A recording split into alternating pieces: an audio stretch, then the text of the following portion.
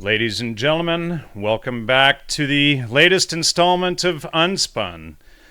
Today I'm joined by Lenon Honor, and we're here to discuss his new documentary, Beyond Gangster Blackface. And before I get started here with Lenon, I want to give thanks to those who donated to the show this week, including 6-year-old Kane. He's showing a lot of you up, and I appreciate the note here that Kane wrote, so I'm going to read that very quickly.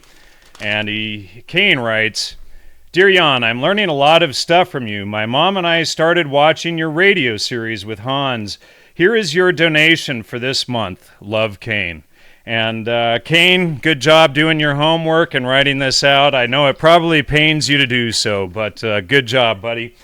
And so, anyway, Lenon, for the last, I suppose, what's it been, probably a little over 2 years, beginning with a series with Dr. Hans Utter, we did a whole breakdown of music, mind control, and psychobiology, and we've kind of gone from there. We went into the punk rock music, we went into, the Grateful Dead, we went into trance music and Burning Man, and we've touched on rap music. We still haven't done country music yet. That's going to have to be done too. But today, I'm glad to have you on. We're here to discuss hip hop and gangster rap.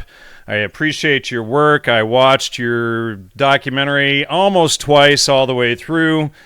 Tried to take some notes, which I can't find now. So hopefully, hopefully I don't forget everything I watched twice. So it's hopefully in my head. So anyway, Lincoln, welcome back to the show. It's been a couple years since you've been here. Good to have you back. Oh, thank you, Jan. And it's been a while, but I want to thank you for having me back. And I appreciate the opportunity to talk with you and to share some of my research as well as the documentary. Well, yeah, and so what you really focus on, and you start off the documentary, which I was kind of surprised by, in Los Angeles, about Los Angeles, and, of course, you grew up in San Diego, I grew up in the LA Basin, about an hour outside of LA, and so, it never occurred to me that a lot of this stuff, in hindsight it makes sense, but a lot of this stuff coming out of LA, you think, maybe New York, a lot of this stuff, but of course LA is going to be a big center of this type of music scene. So, why start off with LA, and what got you into this line of inquiry to begin with? Yeah, so the documentary is a critical analysis of gangster rap, and with the focus on NWA. So that in and of itself was a good reason to start off in LA, because NWA is a Compton-based rap group and have a very huge following, at least then, and even to this day, to a degree, in Los Angeles. But also it was important to kind of start off talking about Los Angeles simply because Los Angeles has long been a hub for the entertainment industry, global entertainment industry, not just in the United States of America, but globally. The influence that Hollywood films have had on the global community has been quite profound. The influence that the different music genres that have come out of Los Angeles, different music groups have had, and in particular NWA, with the advent of gangster rap and the proliferation of gangster rap, it was important to start with Los Angeles, but also because there were also musicians, in particular jazz musicians, who I wanted to at least give a little bit of credit to. Jazz being a very important musical genre coming from the African American tradition, and so it was important to actually give some props to some jazz musicians inside of the film as well. So that's kind of like why I wanted to start in Los Angeles, because of the huge musical influence that the Los Angeles music scene has had globally, and it kind of set the platform or the foundation for the actual documentary once we began to talk about NWA. All right, so, and I don't want to give too much away for the audience. What did you find in looking into NWA? And, of course, for those who don't know, NWA is Niggas with Attitude. So, for those who aren't up on the colloquial slang or however you want to put that, Yes, and so NWA stands for Niggas with Attitudes, which was at the time very controversial. The name itself was very controversial. These days, not as much, but at that time, extremely controversial. I wanted to say too, because you had asked, like, why did I decide to get into an inquiry and an analysis of NWA? And part of the reason why was because about 2 years ago, I heard that NWA, they were coming out with a film, a Hollywood film. They call it a film biopic. It's supposed to be the way that they phrased it, or the way that they kind of promoted it, was like this was a historical piece that was going to give an accurate depiction of NWA, their influence, their social influence, what their ultimate objective was. And what I found to be very troubling about that was because when I thought back to NWA when I was growing up listening to NWA, I didn't see them as necessarily a positive force per se. In fact, I remember that their lyrics were very, very much degrading, especially towards women, very disrespectful towards women, but also the promotion of gang culture. I remember that being a central theme in their lyrics. So when I heard that there was going to be a film coming out, that was troubling to me, because I figured out of all of the hip hop groups, for a film of this magnitude to be produced, why NWA? And what I thought about was that it's the next generation, propaganda being produced for the next generation about NWA to encourage the next generation of youth to go ahead and go back and listen to NWA's music, and then therefore be influenced or mind controlled by those lyrics, just as my generation was influenced. So that's why I decided to do this documentary. And ultimately what I did was I went through a critical analysis. I did 6 months of research up front, studying, researching, reading books, watching a lot of interviews online of different artists. But I also began to do a critical analysis of NWA's lyrics. And I went through all of their music. I went through each track on each album, and I calculated what were the words that were being used the most for each song. Then I went for each album, calculated all those words for each album. And then based upon those words, formulate what were the major themes that were presented in NWA's lyrics. Let me ask you a question. Why focus on NWA specifically rather than other hip-hop rap groups, gangster rap groups in the area at the time as well? Yeah, well, there's two reasons. One was because NWA, they were coming out with their own film.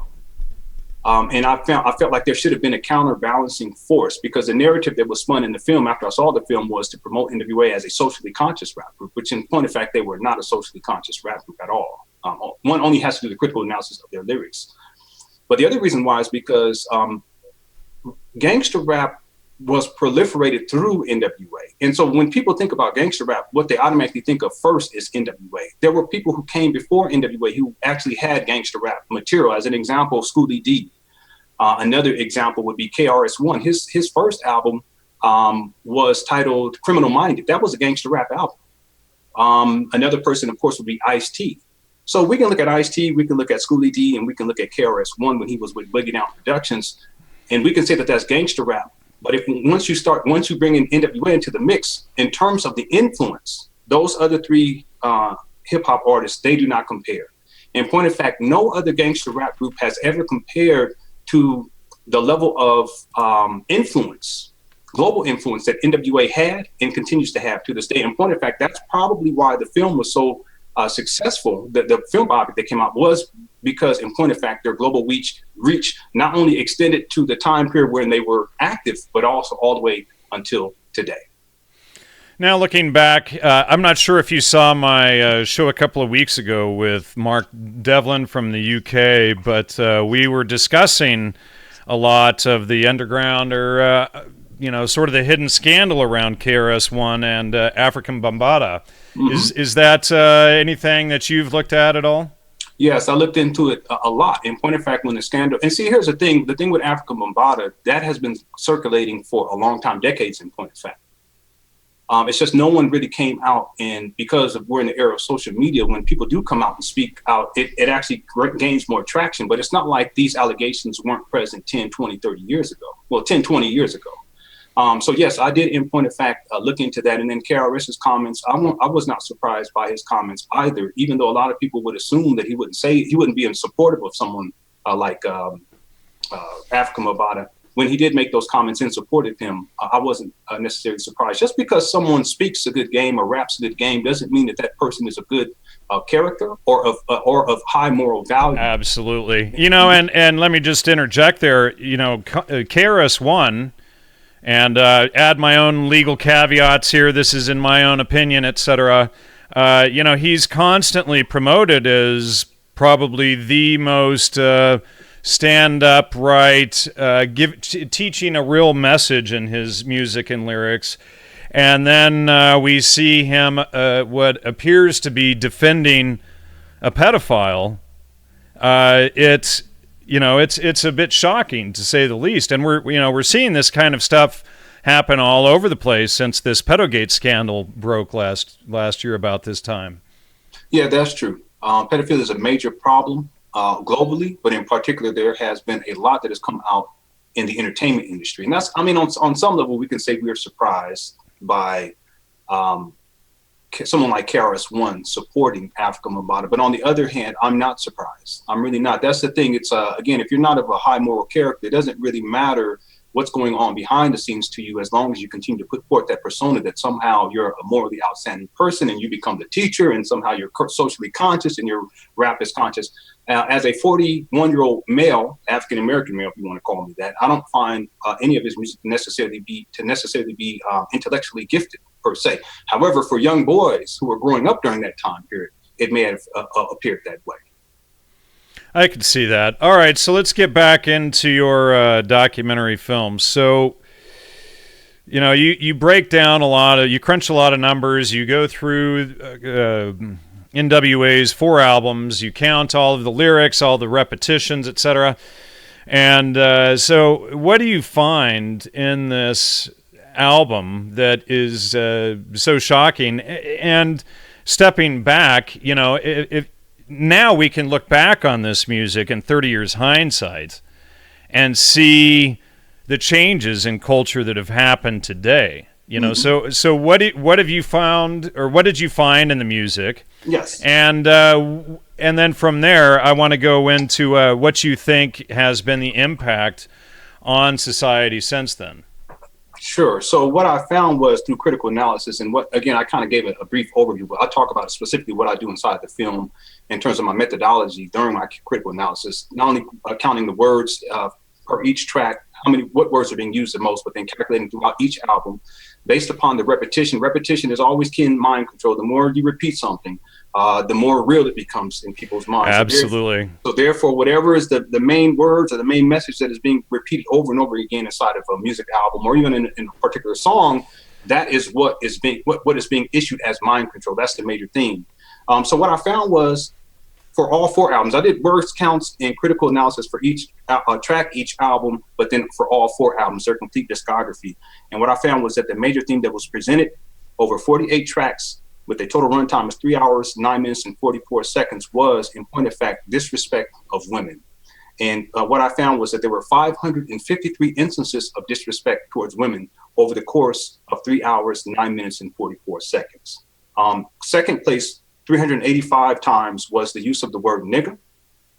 Third place, 345 times self-aggrandizement, which ultimately means that a person is kind of presenting themselves to be greater than what they really are, and also disrespecting other people in the process.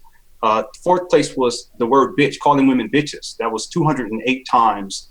The use of the word fuck, 198 times. So vulgarity being infused, disrespect of men, 193 times. And it goes on and on and on. General violence against men, African-American men in particular, 88 times. Drugs references, 87 times.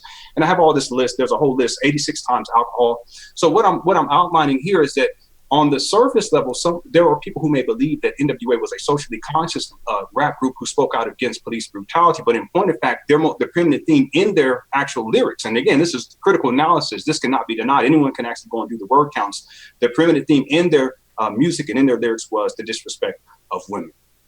So what type of an impact would this have? Well, I want people to consider something. Most people, when we listen to NWA's albums, it's not like we just listen to one album once or one song once. We will listen to it over and over and over and over again. So if you can imagine, let's say over the course of, a course of a year, there may be a child who listens to all 4 of their albums. Let's say if they listen to it let's say 4 times. Let me put it in context for some of the audience. All right, imagine you're born in 67 or 70, okay, and you're used to hearing classic rock on the radio station. Okay, it's 2017. That's 50 years now. How many times have you heard the Eagles' Hotel California? Okay.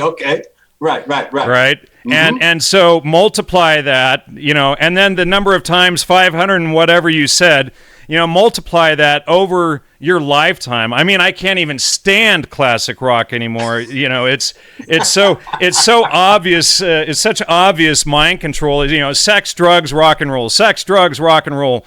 Ad infinitum. It's just like, okay, give me a break. So, this is what I'm trying to get people to see in their minds. It's not just the fact that they put it in the album.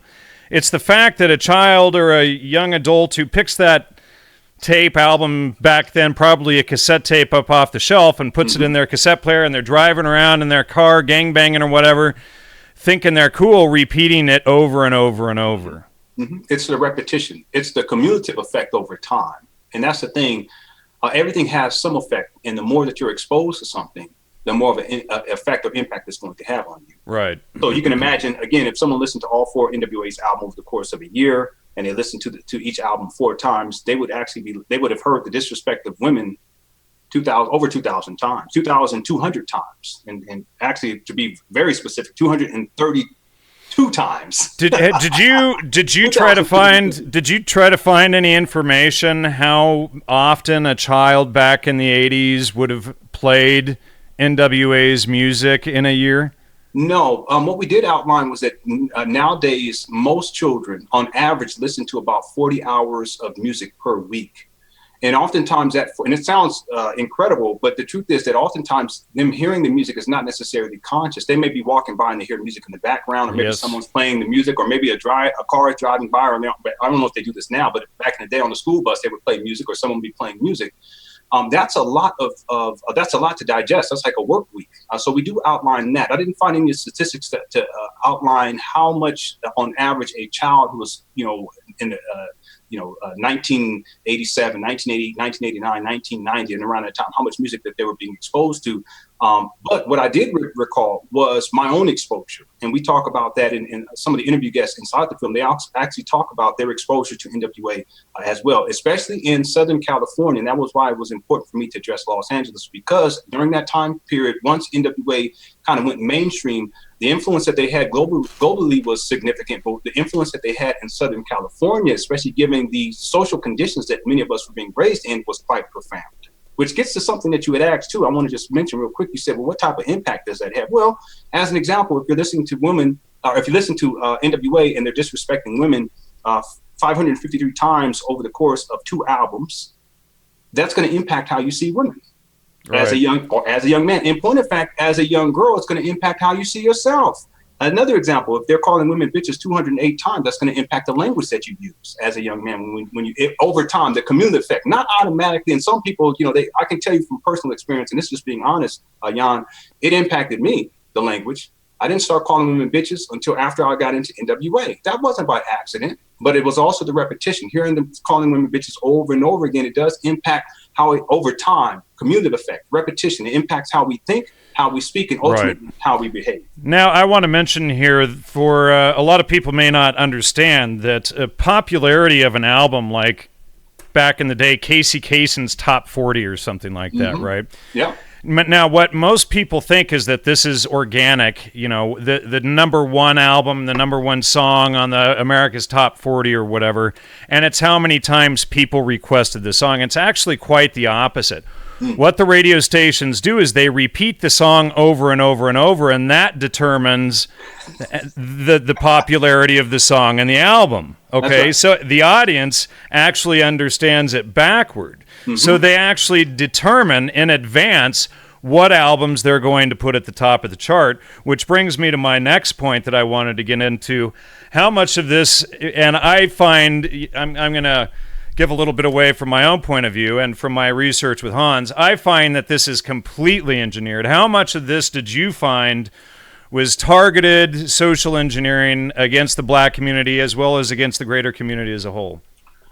Well, in my research, I read quite a few biographies and autobiographies, and there's information that will illustrate that, yes, once it became known within the entertainment industry, and in particular the music industry, that gangster rap could be a lucrative form of entertainment, that there was a strategic effort to push the whole gang culture phenomenon.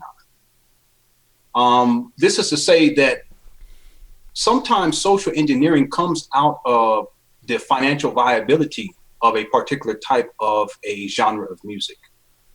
This isn't to say this, and this is not to say that a specific genre of music comes out of an attempt for social engineering. Because in point of fact, in my research, it was clear to me that what NWA promoted and produced was out of an organic experience.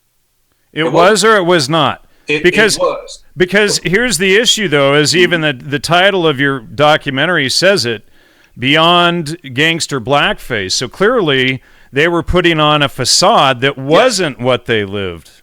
Yes. So then it's intentional, is it not? Aren't they intentionally creating and selling something that wasn't? And then, and then we see that happen. Here, let me bring this up too. Well, let me reply to that though, because I want to be very clear. It was organic in the sense that they were speaking about things that were actually taking place in their communities. Okay. But the manner in which they were speaking about it was as if they were the perpetuators of those things, and many of those things being negative, and that's where they donned the gangster blackface. Right. So what I'm saying is that organically, the message was reflective of some of the things that were taking place inside of the African American community. But for it to be weaponized, that was not something. I'm talking about the promotion of the gang culture in particular. For that to be weaponized, that wasn't strategically an attempt made by NWA per se. Okay. Well, somebody above them could have said, aha, look what we can do with this as well. I mean, sometimes people might be willful idiots and not be aware that they're involved with it. But, one question that came up to me while watching your documentary was, I wonder what the numbers of, say, the numbers of broken African-American families in the Los Angeles area and how much it's increased since NWA's albums first came out. Because if you look at it historically, in the 1940s, African Americans had 7% roughly divorce rate, which was the lowest overall in the country. And then today, it's almost 93% divorce rate, so it's almost an exact flip. So, there's probably a way to go in and see what the actual impact has been on the family and on the culture as a whole since that. Yeah, well, I can say that, yes, it most definitely has had a negative effect. However, to say that there's a direct correlation, I think that would be a stretch. And this is simply to say that there are so many other outlining factors besides gangster rap or besides NWA. In point of fact, let's say it's quite possible that a significant percentage of those who are part of that divorce rate never even heard of NWA. You see, so I think it's much more complex than that. But I want to get back to another issue, and I see your point. But I want to get back to another issue, and that is to say that NWA, in terms of their the transformation that took place in their lyrics, because I also illustrate how throughout the course of the lyrics from the first album to their fourth album, that the negativity and the destructive nature of those lyrics, especially when it comes to the murder of African Americans in their lyrics, it actually increased over time. I would not say that was because there was strategic effort on NWA's part to promote that per se for social engineering purposes. I would say that they did that simply because it was profitable.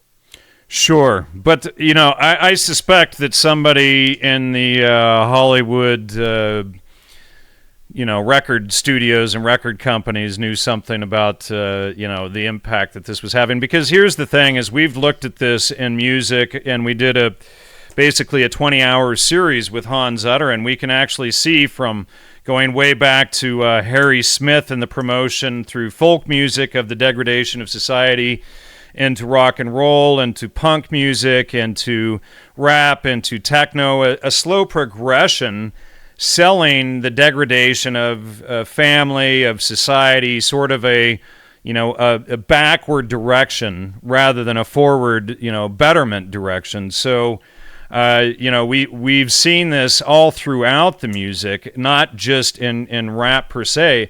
If we look at, the white kids got, Slayer and death metal for instance, right?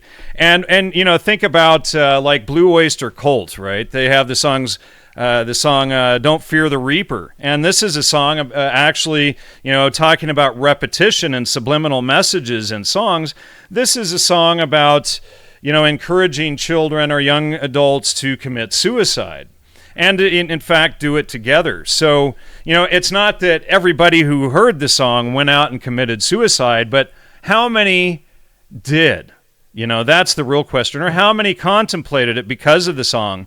And so then, we're looking at finer things, but it's a nuance that seems to be throughout the music industry. And the more we look at music and how, as soon as you start nodding your head along to the beat, you're in a trance. You're actually hypnotized, and then that's when they can, get that subliminal message into your mind. And it's like somebody raised a point during your documentary that, you can hear a song in that. I think they used the Oscar Mayer Wiener song from like the 1980s. You only have to hear like 3 or 4 beats of a song usually to have instant recall of the full song, right?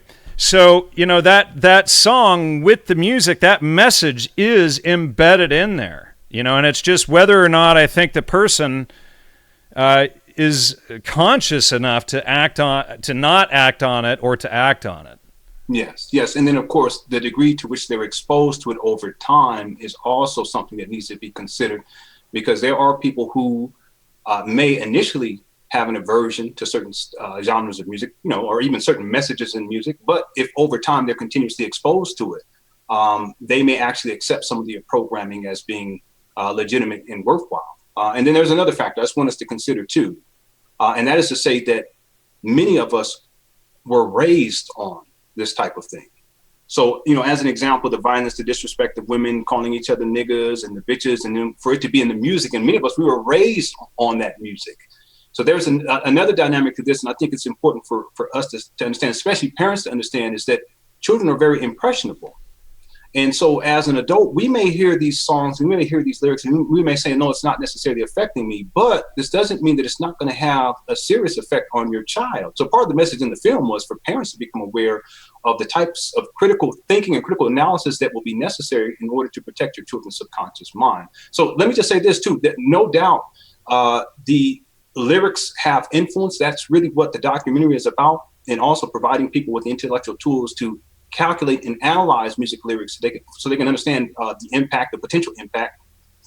But that there's another dynamic to this, and that is to say that parents have to be aware of this so that they can put forth the effort to protect their children's subconscious mind from this type of mind control or programming.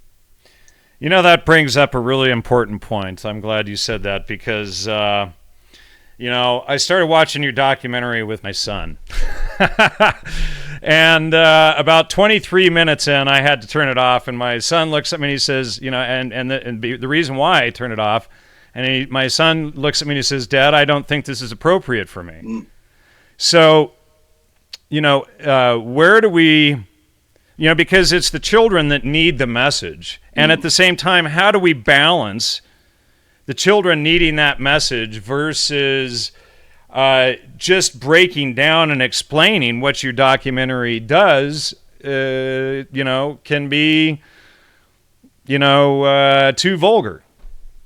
Yeah, well, the thing is this, that's where the parents have to be clear about where their child is at. In point of fact, I haven't let any of my children see the documentary because we actually analyze lyrics and we look at the actual words that are being used, including words like niggas and bitches and fuck the police, so forth and so on.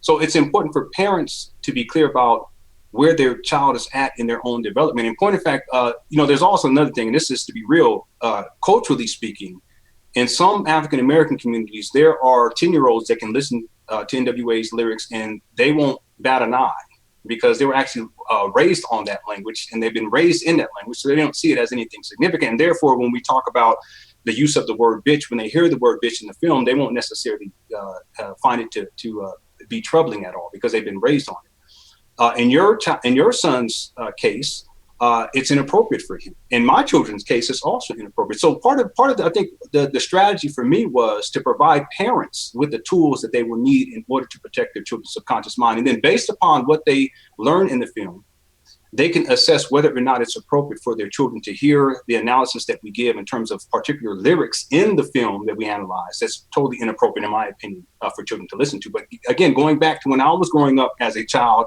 this was not just music that, we weren't analyzing at all. We were actually listening to it, taking it in as at face value. Hopefully, this documentary will help parents to instruct their children so that they won't do such a thing. Understood. Yeah, I just sat down thinking, oh, this might be a good tool to teach my son, and then 23 minutes in, he's like looking at me, and I'm like, yeah, I'll turn it off. Age appropriate. You have to make sure that your child. Yeah, I probably should have watched it first, and then yes. And then decided. But so. All right, so let's get over to another topic, and then from here, I want to talk about the N-word, and then from here, I want to segue into this, what's the term that you use in the documentary film? The so-called, banter, the the put downs, and the beefing and the playing the dozens. Yes. Right. Yes. Mm-hmm. Okay. So let's first talk about the use of the word nigger in society. How do you feel about the use of this word itself within the black community, and then it being spread by music, hip hop, etc., and people using this word as if it's a good thing? Yes. Well, just to keep in mind that the word was not proliferated simply by the music. In point of fact, the word was proliferated by racist white people. I'm talking about historically speaking. However, what tends to happen is that terminology that has been used by oppressors in the past is oftentimes adopted by the descendants of the oppressed. It's interesting because there are people who have been oppressed by that word, and they adopted it. They used it to disrespect each other, but then their children heard it, and their children's children then heard it, and their children's children's children heard it. And so therefore, at a certain point, it becomes part of the vernacular. The common vernacular within that group of people. But then what has happened in terms of the use of the word nigger, and I'm saying nigger, not nigger, there's a difference. What has happened? What's the difference? Yes. Well, ask me that in just a second. All right. What has happened culturally with the use of the word nigger is that, in particular in gangster rap, but this is in plenty of different other subgenres of hip hop or subgenres of rap music, that it was used so much, and it was used in such a way to where it became popular. So now you get the popularization of it. So more people are exposed to it, more people are accepting it as part of their vernacular, and then now not only do you have African Americans or black people calling each other niggas, but then you also have other groups of people calling each other niggas, and those other groups of people calling African Americans niggas too. I was on and ask me that question just a moment. I was on the basketball court when I was in college. So 17, 18, 19, 20 years old. And we're playing basketball, and it was me and some of my homeboys. They were from Compton. And we were playing against some Asian. It was a large Asian population at University of California, Irvine. So we're playing against these Asians, and we're going back. We're playing ball and all this stuff. And we're having a good time. Everyone's having a good time. No problem. No beef. Okay, no beef. One of the Asian dudes was like, yeah, my nigga. And I was like, whoa, hold on, wait a minute, what's going on here? What I'm saying is that what has happened with a lot of the music and the programming within the music and the proliferation through the music of the use of the word nigger. Okay, and again, this is in the aftermath of it being used as nigger by white people and really popularized by white people as a term, not of endearment, but as a term of disrespect. What has happened now to the music is that it has promoted the word as being somehow okay, as it being a term of endearment. Right. And so now other groups of people, they hear that and it's become popular, and they see the people on in the rap music videos, or they see them in the movies or what have you, and they're cool. So they want to mimic that. And so now you have Asian people calling me a nigga on the basketball court. Right. Well, that's interesting that you bring this point up, because, we see the exact same thing with the term redneck, actually. And most people don't realize that redneck was a derogatory term used for white slaves. Mm-hmm. And so now this has become part of the vernacular, and white people calling each other rednecks, blacks, Asians calling each other rednecks, etc. Mm-hmm. And it was meant as a derogatory term for white slaves and indentured servants, And it's interesting because when I hear people call it doesn't matter who it is. It can be a white person or a black person or any other person. When I hear them calling white people rednecks, I know that it's not right. It's Right. not right. It's like another one that you hear very commonly is honky. Right? Yes, I used to use that one a lot. Yes, it's very true. I used to use that a lot when we would talk about white people. We would call them honkies. This is just being honest, So that's what I mean. Like, the language, it has a historical precedence, but then there's a more modern day retooling of the language. But when we really look at the language, it's about disrespect. It's really about disrespect, and it's also about the devaluation of other human beings, and that's what I really have a problem about.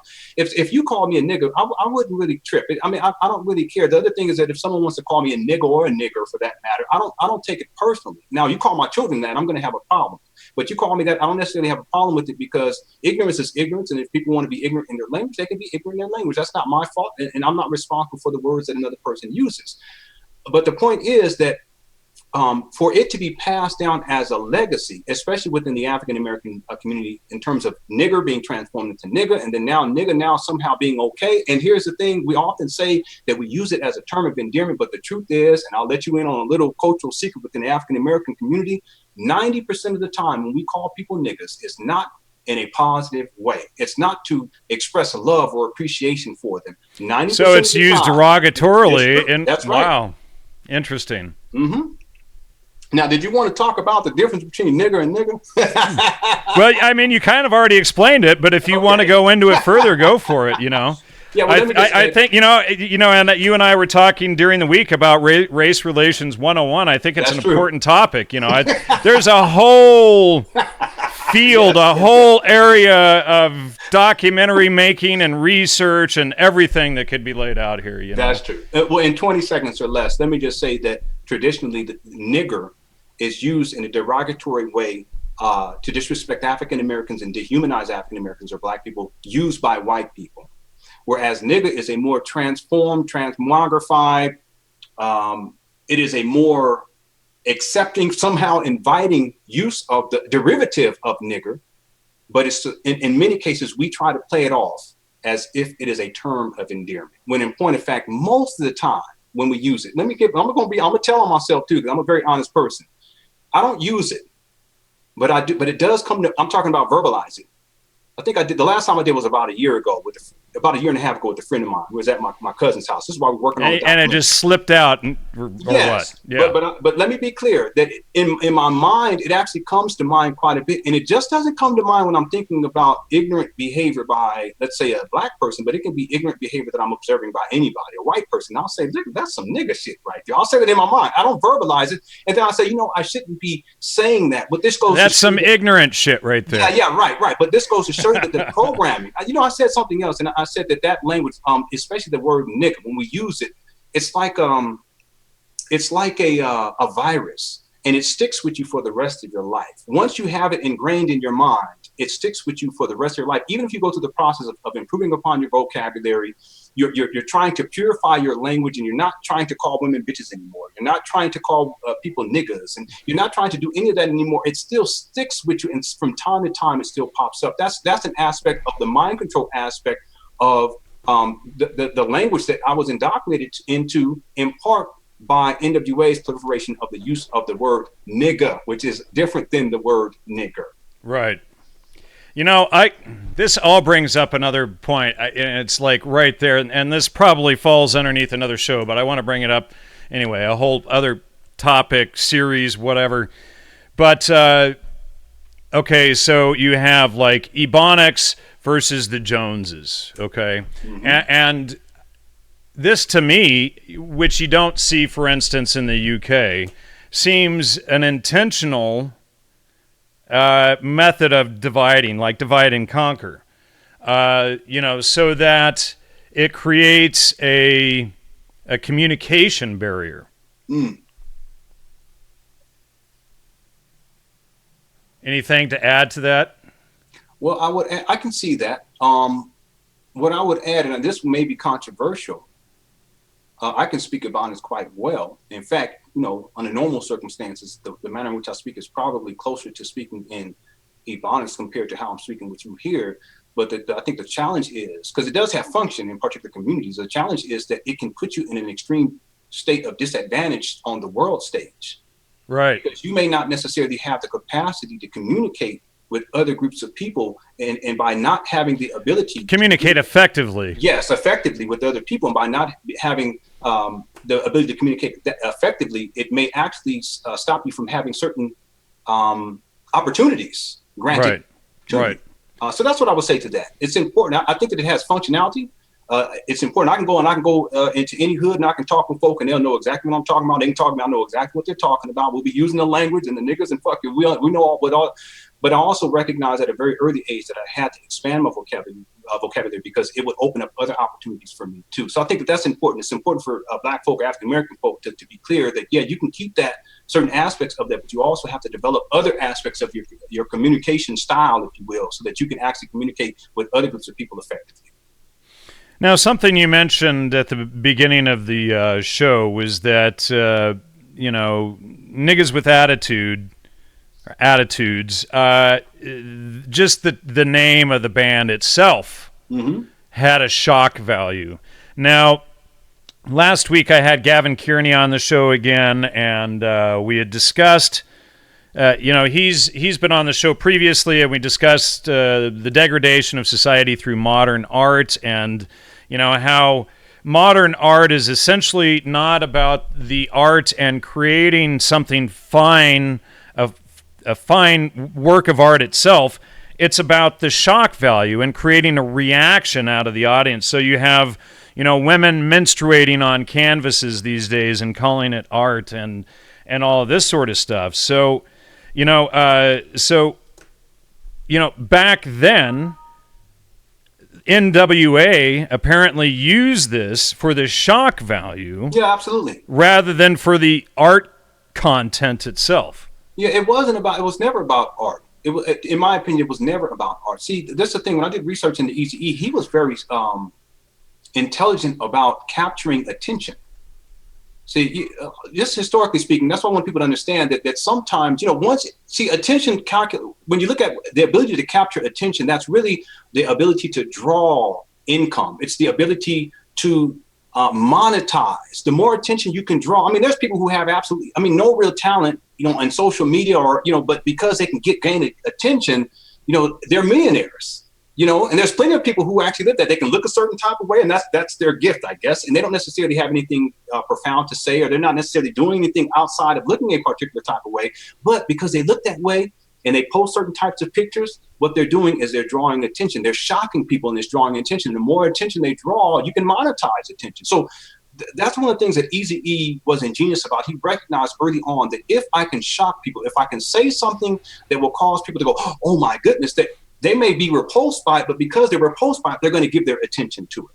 And that's precisely what NWA did. So why not? Out of anything that you can call, what out of all the names that you can choose, you're going to call yourself niggas with attitudes. Now, if you're younger and you're watching this video right now, let's say you're in your 20s or younger, you may not even find that to be significant. You're like, oh, that's no big deal. It's just niggas, right? Yeah, listen to these old guys complaining. What's their problem? They ain't hip, man. But I want y'all to put this in a historical context. Back in the mid to late 80s, going into the 90s, it was still considered to be highly controversial.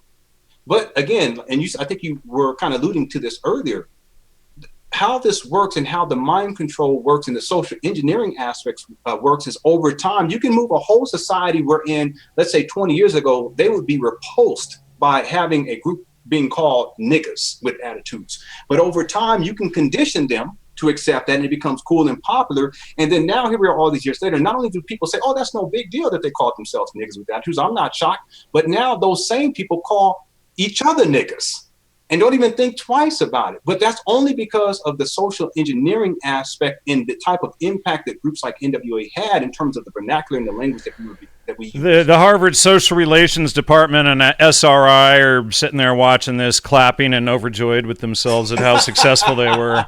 F you guys. Okay. Yes. Oh, yeah, I mean, we've done a lot on those groups, a lot of research showing how they're intentionally engineering this stuff. And, I don't know how much of my research. Did you see any of my series, Music, Mind Control, Psychobiology? Yes, I did. Yes, I did. Okay. Yeah, because earlier in the show you talked about creating the different genres and all of this. All of these things are different strategies of divide and conquer, because you walk into any high school campus in the country and the kids automatically segregate themselves by the type of music that they listen to. This is true. This is true. And then not only that, if you listen to the music by decade, and you can go on like satellite radio, it's really easy to do it there. And they used to have a 40s channel. I think they got rid of it recently. But every 10 years, right on the decade line, there's a significant split in the type of music. Like when I was graduating high school in 1990, out came this terrible stuff from Seattle called Nirvana. And all of the seniors were like, what the hell is this crap? Okay. That all of the juniors and sophomores are into, right? But but every 10 years there's a shift in the type of music, which actually creates a division from parents to children as well. Yes, I was thinking about that the other day, and that's one of the dynamics that I saw with NWA's influence, because there was a whole shift in language and what was acceptable in terms of language. Also, what was acceptable in terms of how we spoke about women. Calling them bitches and hoes and skanks and skeezers. You see how the language, it rolls right off of my tongue. It's interesting because it's true. It's true. This goes to show, and it's not just NWA. I want us to be clear. It's not just NWA. It's just the whole cultural phenomenon within the African American community, and how over time. See, this is what I mean. This is what I want to get to, because you bring up such a very important point. Because it's not just about dividing us based upon social quote unquote class or economic class, or based upon quote unquote race. It's not just about that. It's also about dividing father from son and father from daughter and mother from son and mother from daughter. And what I mean by that is that in the African American community in particular, and I don't know if this is the case for other communities, but there is such a lack of cultural cohesion. And what I mean by that is even within the language that we use, every single generation has a new vernacular. Absolutely. Yep. Exactly so. So and you aren't hip, you aren't this, and it creates that artificial divide, just like the rappers from the heavy metalers, from the death metalers, from the trance music, from the Burning Man, from the country, from the new wave, new whatever type of music. Each one of those creates false divide between the kids themselves and then generationally as well. That's right. And I wanted to add, because this is something, another point you brought up earlier that I just wanted to reiterate, that the division is not just cross-generational, but I'm blocking some idiot who's got a problem with you. Oh, that's okay. That's okay. You can tell him or her that I love them. What I was going to say was that part of the divide is also about the language that we use and how we're able to communicate. So, for example, as we were talking earlier, how there's a need for those of us who speak Ebonics, or what is called Ebonics. There's a need for us to also develop our vocabulary beyond that, so that we can actually communicate effectively with other groups of people. Well, just imagine if with each generation, we have a whole new language coming in onto the scene. And so now the new generation has a very difficult time communicating effectively with the previous generation. And then that previous generation has a very difficult time communicating effectively with the previous generation. So therefore, our ability to communicate cross-generationally becomes disrupted. And the problem with that is that there is a lot of wisdom that the newer generation can gain from the previous generation, that the newer generation can gain from the generations two generations past. But a lot of that, the transference of that wisdom is not being passed on, because especially in the African American community, there's a serious lack of cultural cohesion, which also includes the language that we use. Interesting. Can I give you a quick example, by the way? Yeah, go for it. My father used to say, "I'm hip." Do you know what that means? Yeah, well, I used to have a black friend. She died about 15 years ago, but she used to say this all the time. So, so and see, a lot of younger African American folk, they won't know what that means. I'm hip means, it's basically like saying I'm hip. In other words, I understand. I know what you're talking about. But see, when my father would say that, I'd be like, what is he saying? It doesn't make any sense. Now, for us to say I'm hip, we would say something like, I'm down with that. Well, yeah. So get this. Even I'm hip is a derogatory term, because guess where that comes from? Hippie and hipster. Okay. And the hipsters, the hippies originally were people who laid on their hips on a pillow in the opium den smoking a pipe. I did not know that. Yeah. So, I mean, see how they push it all the way down and through, right? Very interesting. But you see that the language, the lack of cultural cohesion, and see, so part of what I'm saying here is with my sons, how I speak to them is how I'm kind of speaking to you here, right? And so therefore, the manner in which we communicate is pretty much, this is kind of like the standard. So there's going to be information I'm going to be able to transmit to my sons that they wouldn't necessarily, they wouldn't get if they have a whole new vernacular. And see, they're not listening to others, the types of music that they're listening. We're very careful about that. They're not listening to NWA. I haven't let them see my documentary. I don't even want them to know what NWA. In fact, let me tell you something. This is very interesting. My children, including my 6-year-old, when they hear they may not even hear what lyrics are being said, but if someone is rapping and they hear a certain type of a beat, they're automatically stopped and they'll say, "Dad, is this inappropriate?" And the reason why is because over the years they've heard enough of rap music and have heard enough of the dysfunctional language and disrespectful language, and in their mind they already recognize that there's something wrong. So anytime they hear the beat, they automatically pause and stop and they say, "Now, is this inappropriate?" Yeah. Well, to my son's credit, last year, after I had done the series with Dr. Hans Utter on music, mind control, and psychobiology, one day, after maybe episode 4 or 5, my son brings me his entire CD collection, and he's been hearing me edit the series and everything. He says, "Okay, Dad, I don't want this stuff anymore." And he gives it to me. And pretty much, the only thing that's age appropriate for a 9, 10, 11-year-old these days, at least, that he was into, is something like Weird Al Yankovic, I mean, he's probably one of the most PC people. He's got a couple songs that are like, all right, you need to change that one, but teaching people, kids about grammar and stuff and making fun of the whole rest of the music scene isn't as bad as, a lot of the, I think he took the higher road, it seems, But I wanted to say that it's definitely a good thing that your son can see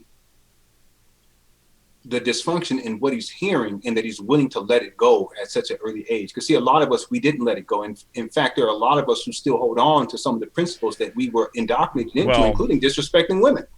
Well, and here's the thing, is you get into this music, this type of stuff, usually in your junior high to high school years. That's right. Mm-hmm. And then you're into whatever kind of music you choose or your favorite band or whatever, and it pretty much sticks with you into your 40s, 50s, 60s, whatever.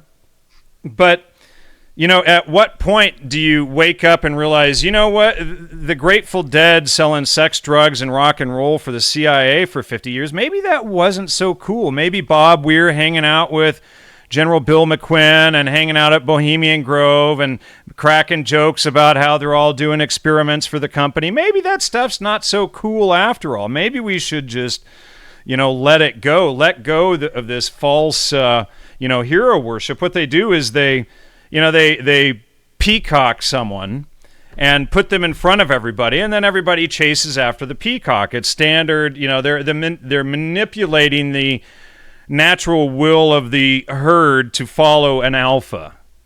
And, by putting people up on stage, whether it's Brad Pitt or, NWA, whatever it is, they put these people out in front of us. Dr. Dre, Jay-Z. Jay-Z's probably, in my opinion, one of the worst out there today. And it looks like he's, running this Monarch stuff at the same time on Beyonce and this other stuff going on. But, it's just... just at some point you got to take a step back and look at the whole thing and say, you know what, maybe I need to learn to be my own hero and the best I can be.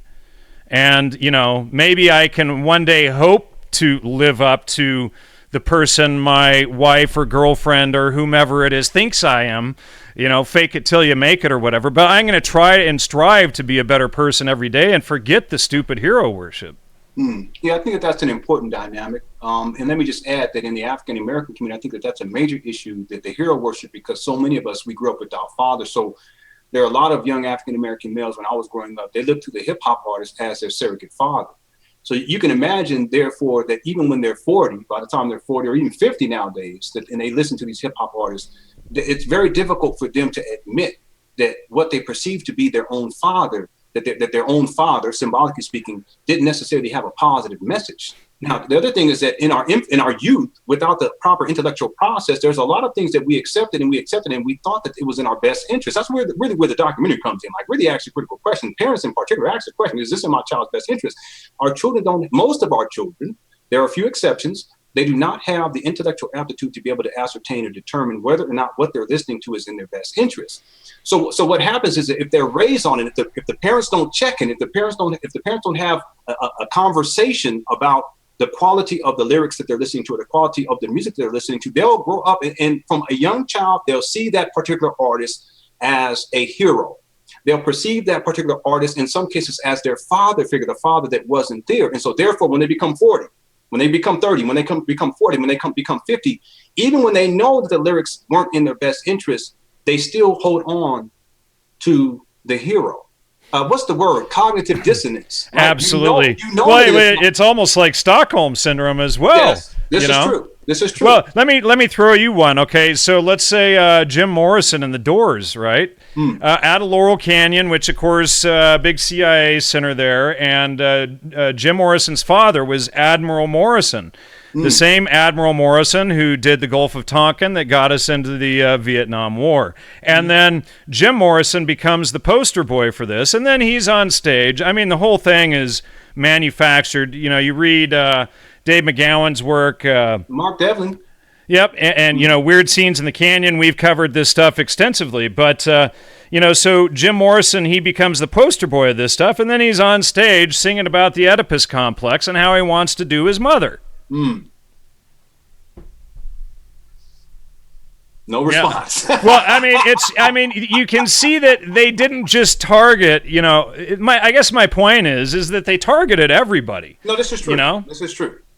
Someone brought up too something else, because I think this was at my lecture at the Free Your Mind conference. I think this was afterwards. Someone had brought up, yes, that gangster rap strategically targeted the African American community, but it also had a major impact on other groups of people. In point of fact, the people who purchased NWA's albums the most, it was not black folk, it was white folk. Let's be clear about that.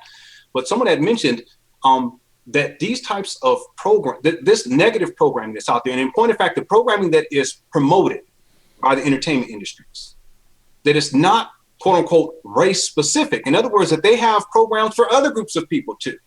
And one of the people there that were older, they said, even what was it, the flower power and the what did they call it? The hippie era with the psychedelics and all that, so that too was a form of social engineering. And that I've done the last 5 years. That's my area of expertise, is how the entire hippie culture and the counterculture of the 60s was manufactured to control and dumb people down. I mean, that's my prime area of research, Okay, well, maybe the person that I talked to, maybe they saw your work. But I hadn't thought about that, because we kind of live in our own little bubbles. But when they refer to that, it really put things in perspective for me. That yes, social engineering is not race specific.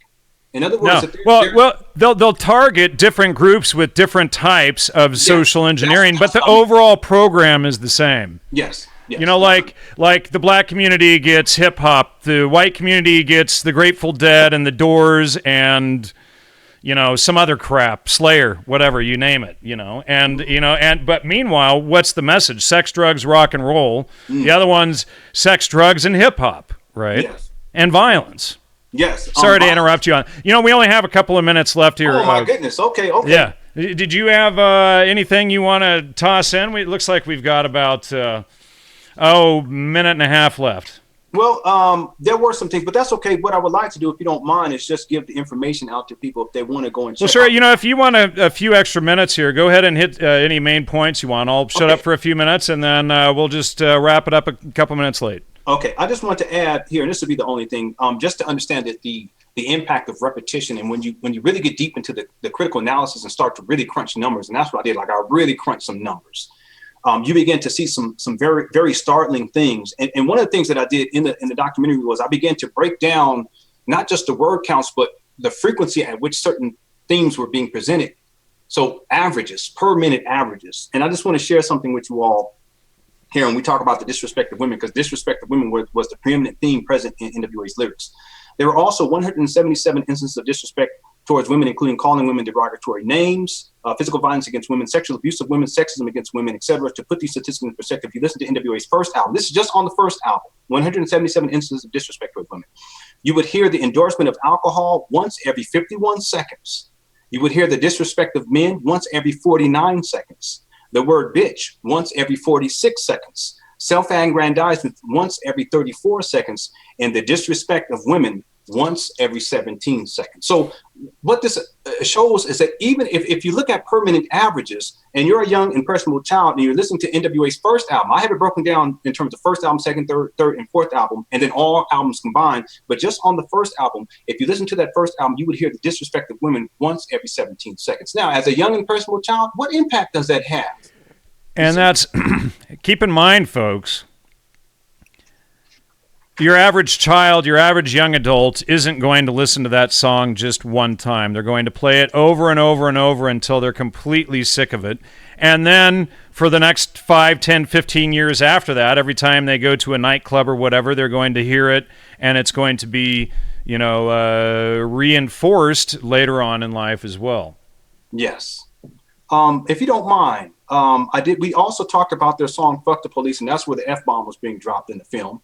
I just want to add this too, because one of the misconceptions that people have and had about NWA was that somehow they were socially conscious. How can you be socially conscious when the primitive theme in your music is the disrespect of women? In point of fact, they disrespected women on their 4 albums a total of 334 times. How can that be socially conscious? And when I saw the film, one of the things that they tried to do was they tried to play on police brutality, which is a real phenomenon, but they tried to play on that current phenomenon being kind of like a hot button topic, and they try to present NWA as if they were somehow socially conscious and as if they were the ones speaking out against police brutality. But when we get into the critical analysis, I want people to understand something that I found that was very, very critical to the documentary.